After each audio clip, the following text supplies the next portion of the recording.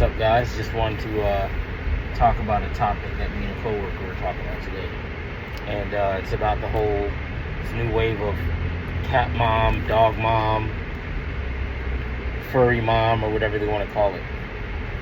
And it goes along with feminism as usual, to where women are told that they should chase a career, or that men are untrustworthy, so they shouldn't have kids, or they should have abortions or whatever.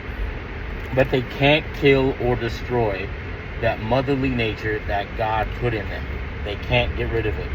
They need to nurture and take care of something. For some women, it's taking care of bums, which is also going along with the fact that they'd rather be with the guy they can control, who needs them. But they take care of bums, or they're designed to nurture and take care of children and their man. But instead, most women would rather take care of their boss and suck up to their boss, or take care of a cat or a dog rather than a human child, because the femininity and the nurturing has mostly been bred out of them. But there's still enough left to where they're like, oh, let me get a little kitten, or get a little dog, or get multiple cats, multiple dogs, and take them to their appointments and get their shots and all this other kind of stuff. But the reason why they prefer animals over children is because there's no child care, there's no needing to be a stay-at-home wife or mom. They can just leave the cat or the dog at home until they get there. So they're satisfying their fix of needing to nurture and take care of something, have something smaller than them and cute. But that's not how God designed it. And this is something my dad says. My dad's from another country, from old school. So he tells me that where he's from, pet is a verb, not a noun. Pet is a verb, not a noun. So instead of having animals just as a pet with no purpose, petting is, the action of petting an animal. So in other words, they didn't have like this whole thing of, my dog Sparky is my best friend and all this other kind of stuff. Animals where he's from had a purpose. So if it's a cow, then it's, you'll get milk from the cow and eventually slaughter it and have meat for your family or to sell. If it's a chicken, it's not a pet chicken.